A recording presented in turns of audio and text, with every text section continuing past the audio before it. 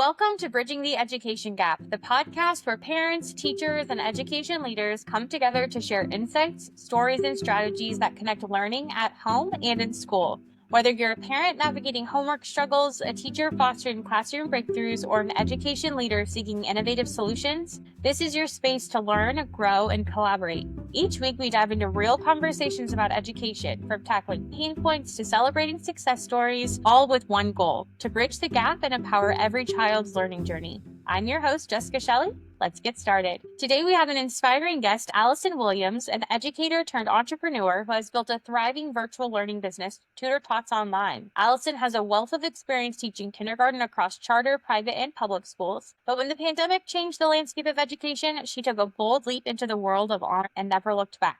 Today, we're diving into her journey, the effectiveness of virtual learning for young students, and how she built her business from the ground up. Let's get started. Allison, welcome to the podcast. Hi, Jessica. Thank you so much for having me. Yeah, well, let's start with a little bit more about your story. You've had this rich background in different educational settings. What was the moment that made you say, I'm going to do this on my own? So the pandemic, definitely the pandemic, being thrown into teaching from home, virtual teaching. I actually really enjoyed it. And I've always had this entrepreneurial spirit. So I was like, this is working really well, and I want something of my own, because I knew eventually we were going to, go back into the classroom. And it was just working from home was really working for my personal life. I was happier, healthier, and I was figuring out, like, how could I make this work? So I saw a lot of potential, because I noticed a lot of parents, especially, were not very pleased with the virtual experience. And however, the parents that I was working with seemed very happy, and the children were very happy. So I just started to kind of play around with this idea of, what if I could teach more children virtually and give them, the experience that, the kids and the parents that I was working with, what if I could help more families? So I would say that's what made me think, like, okay, let's try this out. Let's do it on my own. Yeah, when it comes to virtual learning, that's something that we do at Dailies as well. We often hear the skepticism of, my child's only 3. How will they sit for a Zoom class? So what are some of those ways that you support parents in understanding the effectiveness of virtual learning, and maybe some ways that you combat that sort of engagement concern that parents might have? Well, first, I completely understand because I think that was my initial idea as well. I am a kindergarten teacher, and so I was thinking, like, oh my goodness, this is not going to work. But it does. At first, it did seem unrealistic, but I think when it's done correctly, it can work. There are a lot of engagement tools, interactive tools that I use in the classroom that work really well. And then I also provided the materials needed. So I think that really bridged the gap, was sending the materials. Everybody had everything that they needed right there, readily available. So it was really like bringing the classroom to their home. And then when you think about children, of course, naturally they want to get up, they want to move, and they can do that in a virtual classroom as well. We don't have to stay in our seat for a long period of time. So finding games, finding ways to get up, scavenger hunts, games like Stand Up If, your name starts with A. There are ways to get the children moving and thinking naturally as they would in a traditional classroom. And then have you noticed any sort of impact on student learning outcomes from going from like in person to virtual? Absolutely. I think the biggest outcome is that with virtual, I'm able to personalize the instruction a little bit more, especially working with smaller groups. And 2, children feel more comfortable usually at home. They have their parent or an adult or some type of guide with them. So they're getting lots of support, a lot more support maybe than they would in a traditional classroom. And it's still about building that same connection. Like, even though we're teaching through a computer screen, your love and the connection is still there. And I think a lot of adults can relate to that, as we've been on Zoom calls for meetings and work. Like, we can still form relationships through Zoom. It's definitely possible. Yeah, and you mentioned small group instruction too. So I think that was one of the things that maybe in our experience was one of the negatives that was associated with virtual learning that kind of rose from the pandemic. So tell us a little bit more about the intentionality behind like the group size and how that's maybe been a good lever for kind of rewriting this definition of online learning. I think that's a plus. I think it still gives the classroom feeling. So working in a small group, we get to collaborate. We get to hear other children's ideas and bounce ideas off of each other. It's not just you and your teacher. So you still feel like you're making friends. You still feel like you're a part of a group, which is I think that's important. Collaboration is a very important skill. You're working on communication, not just with an adult, but with other children, other peers. The number one question I get from parents is like, well, they need to work on their social skills. How are we going to work on the social skills? In small groups is the best way. It's not too intimidating. They get to see the same children day by day, week by week, month by month. We're all growing together. So the small groups have really worked for social reasons, but also for academic purposes too, because I'm able to connect with each child and get to know their personal life. And I see their little brother and little sister and their mom and their pet. So I know them a little bit more than maybe I would if they were in a traditional classroom, because I see them, I see their homes, or when they go to grandma's house, all of their family members. So we feel even more connected in our little small groups. I love that. And I think too, we focus too on like this idea of supporting all learners, right? And so we're talking about young learners with your program. Also, there's this subset of learners that maybe have neurodiversity or learning differences where online learning is a great option because they can physically be comfortable in their own home, in their own workspace with the right lighting or the right temperature or textures that are around them. But also this small group learning kind of lessens that cognitive load where they're not having to do like a one-on-one session for 60 minutes and have to kind of carry themselves through. It's a little bit more manageable, and they see that other people are doing this too. So they can kind of learn from their peers. So I love the small group. I'm a huge proponent. I know we talked about this already at length, but let's kind of switch gears and talk about another topic that's close to both of our hearts as teachers and educators, which is the importance of early literacy. So what are some of your top tips for parents that are trying to raise a confident reader? Yes, this is so important. This is so important. The literacy crisis has really that's an alarm for all of us. We should all be paying attention to this.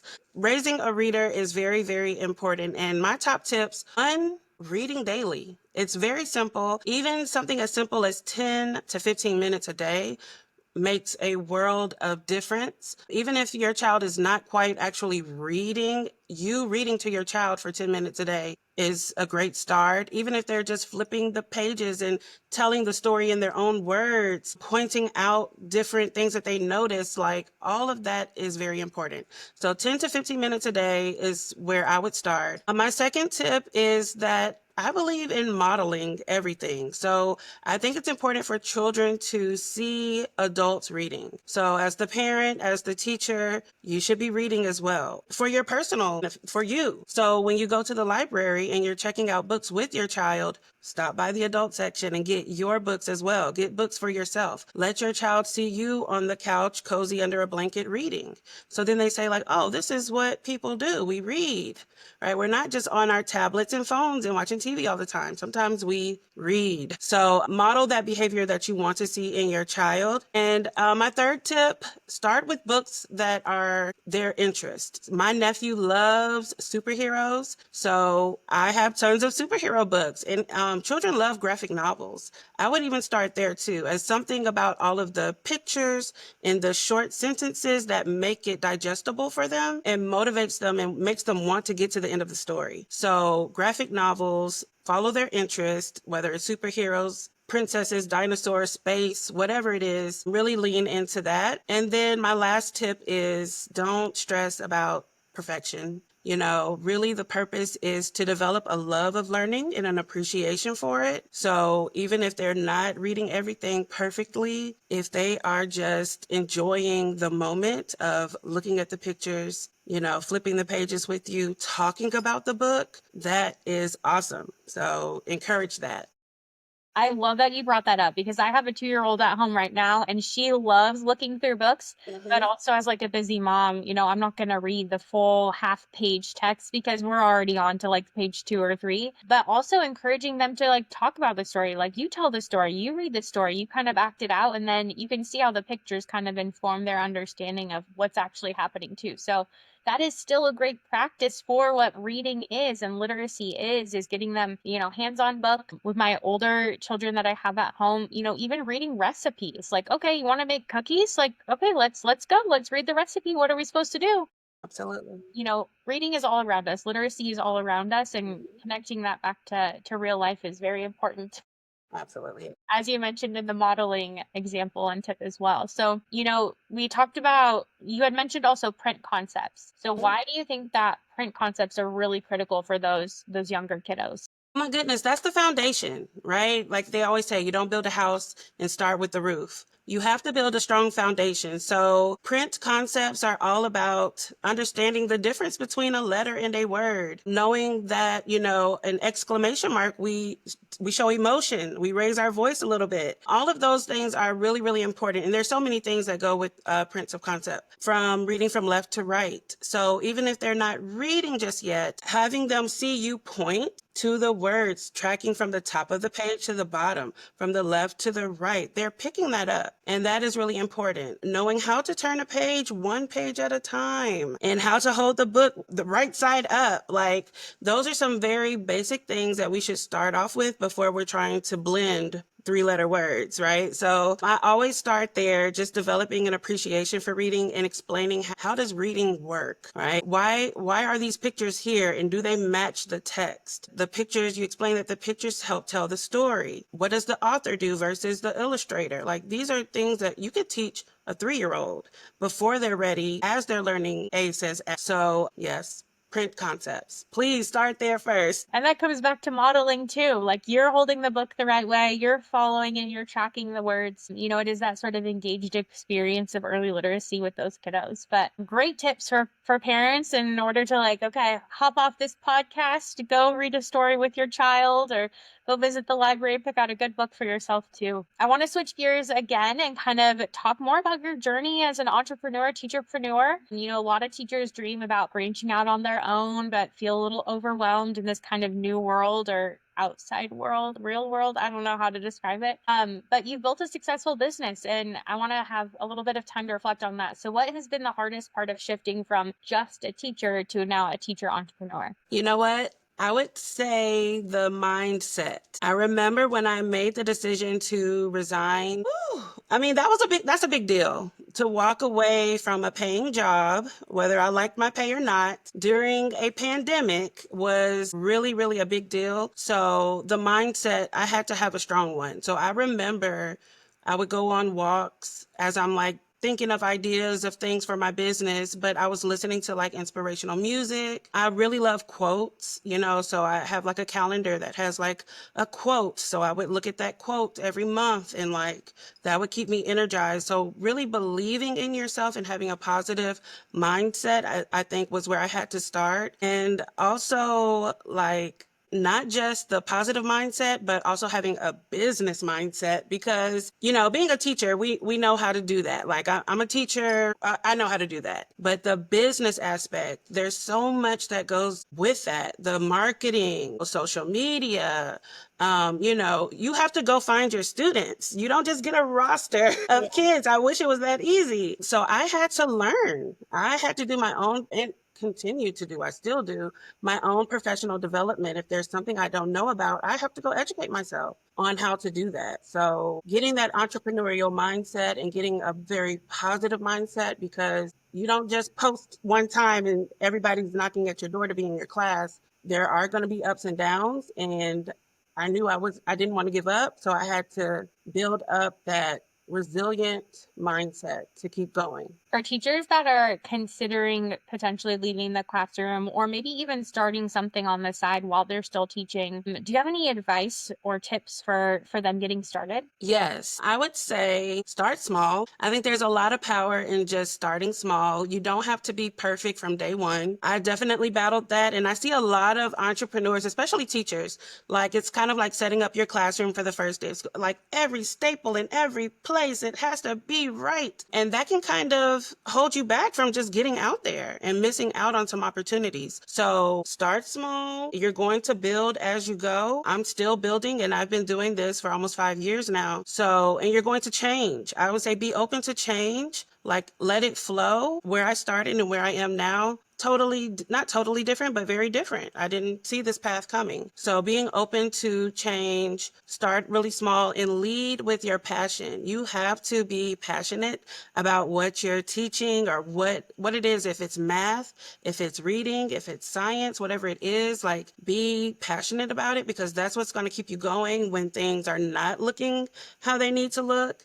So you know how they say your why should make you cry, and my why makes me cry. Like I know why I'm doing this. So yeah, those would be my top tips. Like it's okay to start small. You don't have to be perfect from day one. My gosh, I resonate with so many of those things as a former public school teacher who kind of went off on my own too. I feel like one of my biggest struggles in that transition was feeling kind of guilty of like leaving my coworkers and my students behind. And there's like this whole kind of emotional process of like, oh my gosh, I'm going to do something different, especially if you've like always wanted to be a teacher, or if you've been a teacher for a while, or maybe you're like, oh man, I had high hopes for what teaching would be and maybe it's not for me. Like there is a little bit of grief that kind of comes through that. And so also I think one of the strategies that I used is I was like, I'm just going to start a teachers pay teachers store and just like dip my toe in the entrepreneur market and get my creativity flowing on the outside. And it started as, just supporting my teaching team. I was like, I can make that assessment. Oh, I can make that class activity. And, it kind of blossomed from there. So understanding, I love that idea of like understanding your passion, understanding your why, because then it doesn't feel like such hard work, especially on those days when you're like, oh my gosh, am I crazy? Like, why am I doing this? But it's like, oh, I know exactly why I'm doing this because I'm, paving the way, or I'm starting something new, or I'm living for myself, or whatever, the main motivation is for starting the business. So, I think too, what we're seeing is a lot of teachers that are like, I really want to stay connected to the kids. I really want to stay connected to education, but things are in disarray in education right now in the United States. And so, know that we're supporting you too from the outside. What can we do to support you? Look for your communities. I think that's another really big one, especially if you're considering leaving the classroom, is, where else who's like maybe 5 steps ahead that you can reach out to and just talk to is another great strategy there. But we both have online learning platforms. We have technology that we use, of course. And I know that this is like a big sort of trending thing with the rise of AI. So technology has obviously played a huge role in your journey and my journey. How do you see technology continuing to shape the future of education? I think it's just getting started, honestly. Just seeing how fast everything is moving just these past couple of years. I'm excited. I'm excited about where technology will take education, especially if the right people get behind it. That's why I'm an advocate. I feel like teachers should not run away from, AI and all of these, apps and things like that. Like we need to be running to them and make sure that, we know what's going on with them so it doesn't turn into something negative. So I think it's going to make education definitely more accessible, more inclusive, and more creative. I feel like with the use of AI, my lessons have been better. I'll just say it. I think a lot of times I see in different groups like, AI will never replace me, and I don't think that's what it's here for. It's here to help us. And it has helped me to expand on ideas and come up with just the most engaging lessons. I can create images for my worksheets or for my slides that I can't find anywhere that maybe represent my students a little bit better. So yeah, I would say use it to our advantage. It helps me to be more creative and to reach students on a more personal level. If you need things if you have a student who is really having a hard time grasping rhyming, and when I tell you I pulled out every trick in the book that I know of, to go to AI, like, help me, please. What should I do? And it really gave me some great insight on some different techniques and activities that I had not tried. And it helped me to work with that student a little bit easier. So I love technology, and I think a lot of teachers should try to find ways to partner with these companies that are making these programs so that it does really serve us in the way that we need it to. My gosh, so many things. Personalization of learning, I think, is top of mind because it's something that we haven't been able to do. We've been confined to textbooks or workbooks that you have in the same school building for 10, 15 years. You got to dust them off over the summer, right? And now we're living in an age where every single touch point for each individual student can be modified, but still standards aligned. We can still be assessing. We can still be, exploring new topics or making learning more engaging based off of, 30 different interests from Minecraft to construction, vehicles, and zoo animals. Like, you could do it all when we haven't been able to before. And I love that point that you also brought up about partnering with these new educational technology platforms, I think specifically because, there's everyone from under the sun who's kind of leading these organizations, and teachers need to be vocal about, hey, this is what I actually need. Can you Right. help us do this with the Hmm. technology? Otherwise, it'll just get something that's, tossed off to the side again, and we're like not innovating. So definitely be vocal about what's needed. And I love the examples that you gave too for your own students. I want to, kind of end on this kind of vision for the future as well. So what makes you hopeful about using technology or just the future of learning in general? I think the students that we're teaching now they're in it. They have grown up with technology. And so I'm really excited about where they're going to take it, as they get older and make it even more innovative and make it even more useful for them. But my key thing is like creativity. For me, AI represents creativity. And I think some people may not see it that way. I think they're thinking like, no, everybody's just going to be the same. We're all going to have the same answers to everything. But I guess I just see it really differently. And I'm excited about the future because if we expose and maybe not toddlers, like not the children that I work with, but like older kids, or not even, because my niece is 10 and we were brainstorming. She's running for like vice president of junior beta club. And we were just like researching on there of like what her campaign should look like. And she was just lighting up, and it led to other ideas that ChatGPT did not give her. So it was sparking so much in her. I think it is the future, and I'm really excited about where the new generation will take it because I think they do like it and will use it. So hopefully it won't dull their critical thinking, their creativity, their collaboration. I hope it will make it better. That's my hope for the future. My gosh, yes. I think imagine a world where like the learning time is reduced because now we're hitting like each individual child's learning targets, and then they can do more of those creative things like run for the club and explore their other interests, all like leveraging technology to help us do more for our kids. Because in all honesty, the jobs that we're, trying to prepare them for in traditional school right now are likely not going to be around by the time that they graduate or even pursue a potential higher education degree. So, before we close out, what is like that main kind of takeaway that you have for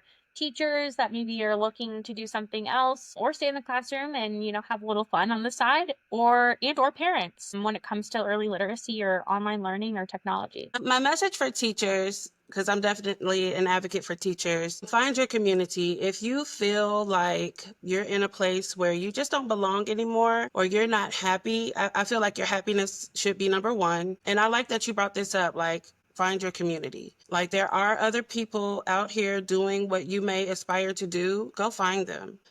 Send them a message. Hey, can you give me some advice? This is what I'm thinking. Because I think that was one thing that I was missing, is that I didn't have the teacher's lounge. I was at home by myself. I didn't have anyone that I felt was entrepreneurial but still teaching. Like, who can I bounce some ideas off of?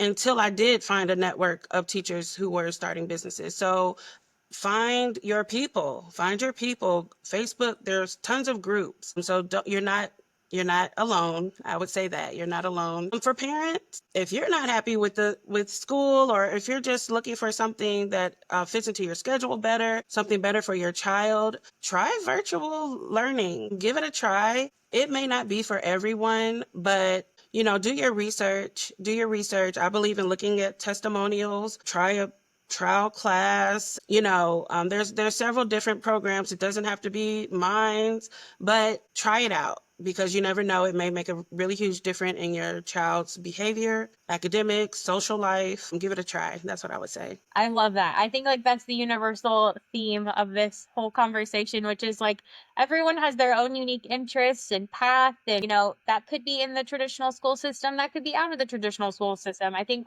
the universal thread right now is that education across the board is being revolutionized by technology through personalization. And there's a lot to embrace and a lot to kind of be thinking about and doing your research into what's the best option for you and your family or your career, as all of those kind of factors play together. But Allison, this has been an incredible conversation, from your journey in education to an incredible impact that you're making with your littles in early literacy and teacher entrepreneurship. Your story is truly inspiring. To our listeners, thank you for tuning in to another episode of Bridging the Education Gap. If you've enjoyed this episode, be sure to subscribe and share it with others in your community. Join us next time as we continue to explore how educators and parents can work together to empower every child's learning journey.